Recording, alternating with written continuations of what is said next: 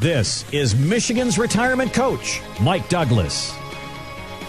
And I'm Heather Branch here with Mike to share ideas on ways to prepare for your financial future. LifePlanWealth.com. That's where you can go to begin your own conversation with Mike and his team. Obviously, now more than ever, we've got just a load of burden to bear when it comes to planning for retirement because it's all on us now.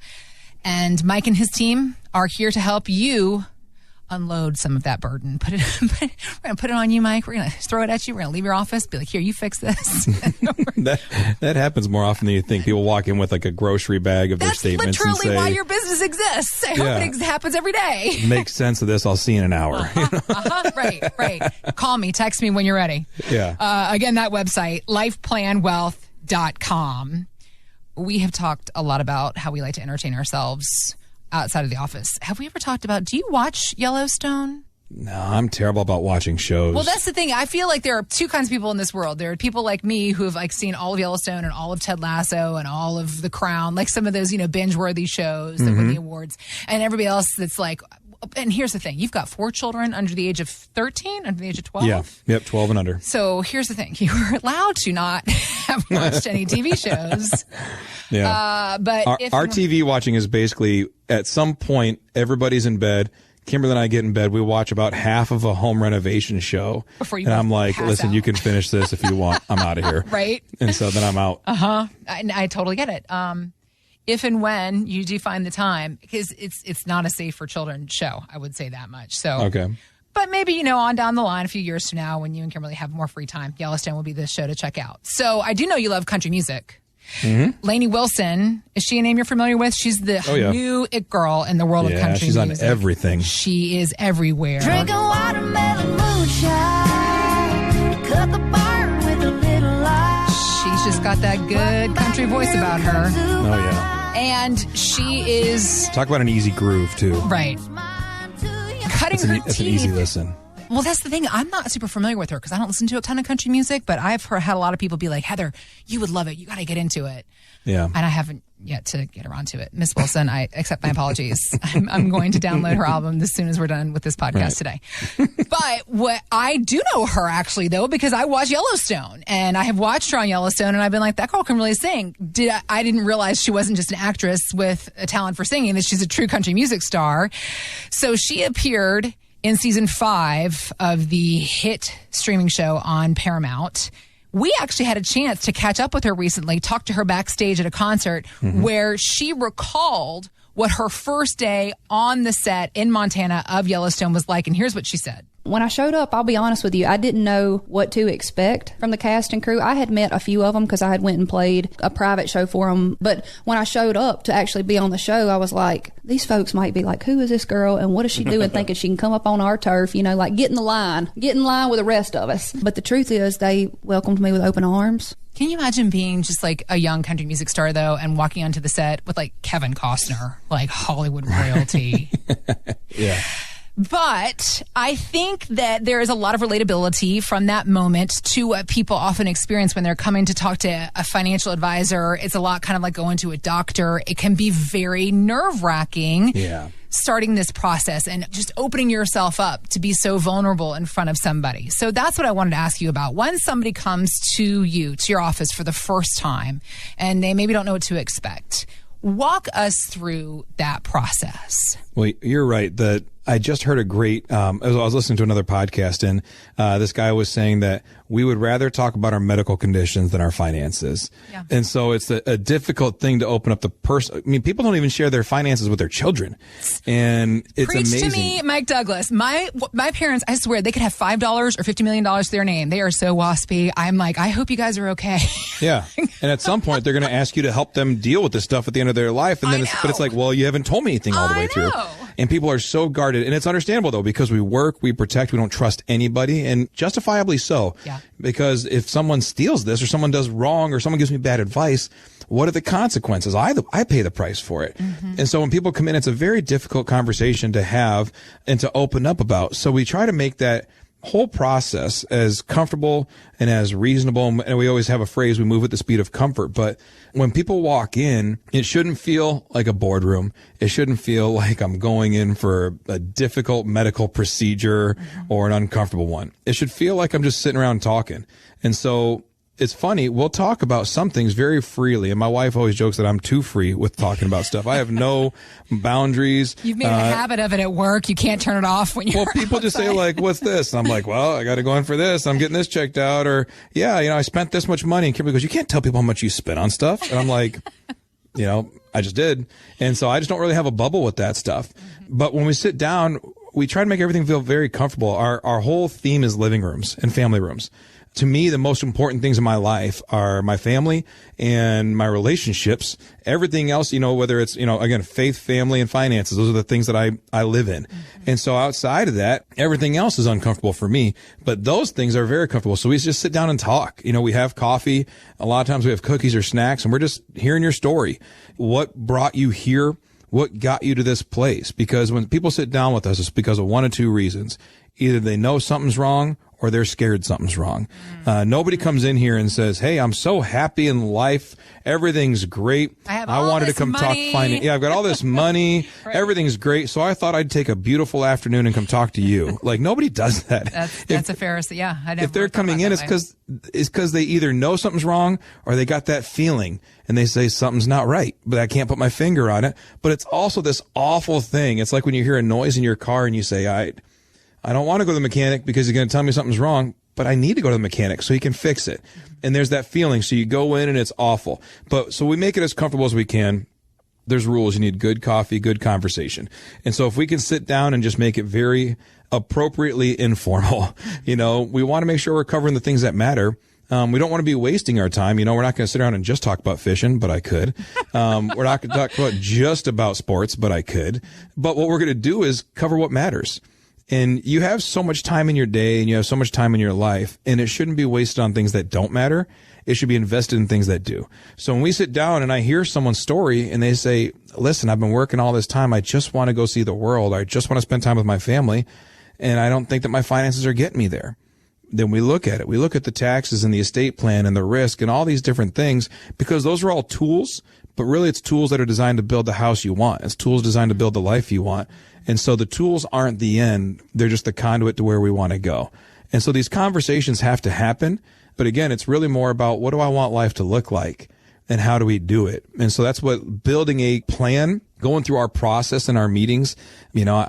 We're not suit and tie people. That's probably, I know there's some people out there who are going to say that's awful. We do dress nice. I like to think that we dress nice. It's a snappy casual, I think is the terminology. That's the term now, snappy casual. But I feel like, man, every time you've been to one of those presentations and someone walks in a suit and tie, you go, here we go. All right, here comes the pitch. I don't want a timeshare, but yet we end up in the meetings. And so we don't do that. We're very enjoyably casual, but yet we're making sure we cover things that are important. And whether, again, people come to us from all different places in life. They come through TV, radio, the website, but a lot of times when we talk to people, I say, just go to the website. We have a spot on our website that says, I just want to have a conversation. So there's a button that we put on there to make it as easy as possible. It just says, start your retirement roadmap. And so our website's Life Plan Wealth. People go on it, they click it, they put in like 2 lines of information. That's it. Your name, an email, and some way we can get a hold of you. And then we have these conversations over coffee and just talk about life and figure out where you want to go and if you're on pace to get there. And at the end of that conversation, I tell them, hey, it looks like you're doing great. You can rest easy. Or I say, I understand why you're frustrated. Let's make a plan to fix it. But it all starts with that little button on the website, Life Plan Wealth. You click on it, fill out a couple things. The next thing you know, we're chatting, having coffee, sitting on comfortable couches, hopefully, and just living life together. Well, that's on you, Mike, to make sure the couches are comfortable. It's on you and your office staff. Yes. No, just knowing that there is an opportunity to just begin a comfortable conversation, safe space. We're all looking for safe spaces, especially when it comes to spaces where we're talking about money. So again, lifeplanwealth.com is where you can go to begin that conversation. I do want to ask you about something that you touched on. You said it and it resonated, and I think for probably many listeners, the idea of that check engine light coming on and something is wrong, but you don't really know what exactly it is, because there are likely some retirement savers listening who have already worked with a financial advisor, or they have one now, but they've got this feeling that something is awry. They might be missing something. So that's where the notion of a second opinion comes into play. How does that work for somebody who knows that there's something off, but they don't know exactly what to do? They're already working with a financial advisor. They can come to you, right? Right. Yeah, that's when people come in, and, you know, I'm very grateful that at Life Plan, we have just kind of a certain model of how we do it. And the model is always client-centric. It's always built around the concept of what makes the most sense for you now. Through phases of our life, we get different advice. You know, I have those 4 kids. I have 4 kids there. As of the date of this conversation, it's 12, 10, 9, and 7. And they go to see a pediatrician. And at some point, my pediatrician said, you can't come here anymore. You're no longer a child. You know, I'm not Ross on Friends who still goes to his pediatrician and gets his sucker when he leaves. I have a family doctor. I go see a family doctor, and that's a general practice, just general checkups. But yet my mom has a pacemaker in, and she goes to a really specific cardiologist to make sure that her heart keeps working right, you know? And so she doesn't go to the general doctor or a pediatrician to get a pacemaker checked on, right? Those are the things that we make sure are very specific to where we are in life. And again, I can't speak to other offices. All I can tell you is when people come in, it seems like, based on the look in their eyes and the things I hear about, you know, every scary movie has a hallway with fluorescent lights in it that are flickering. That is such a real image. You're so right. Yeah, every one. And it's either a hospital or an office building, and lights are flickering. And that's how you know something bad's going to happen, is fluorescent lights that flicker. And so we don't even, like, it's just, I hate that whole sterile, businessy, overly corporate feel to it. And so we do all LED recessed can lights, because I'm not going to have gone so far as no fluorescent lights are allowed. It just drives me nuts. It's like I'm sitting here and you can't even keep your lights from not flickering, right? And so we've all been in those situations, and I don't blame someone when a light goes out. That's not the issue. But it's just the way you feel. And you can't put a finger on it, but there are places you go that you walk in and you feel at home. There's other places you walk in and you have that tension, that intensity of just like, oh, I don't want to be here. We just never want people to feel that way. It should always be an enjoyable experience. It should always be something where you say, yeah, I'll go talk finances with Mike. If nothing else, it's good coffee and snacks and, you know, whatever, massage chair in the lounge or whatever it is that's going on. You know, people are going to feel comfortable because of nothing else, you know, and that's one of the challenging things. Sometimes it's not always great news to sit down with someone and say, we're in a recession. The market's down 20%. The NASDAQ dropped 30%. Like, to have those conversations and say, here's how we need to adjust plans for the future in your life.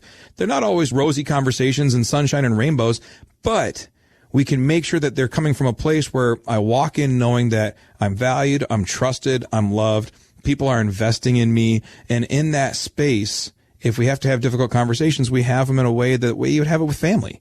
You know, hey, here's what we need to do. Here's the way we're looking down the tracks for you to make sure that we're still on the right pace.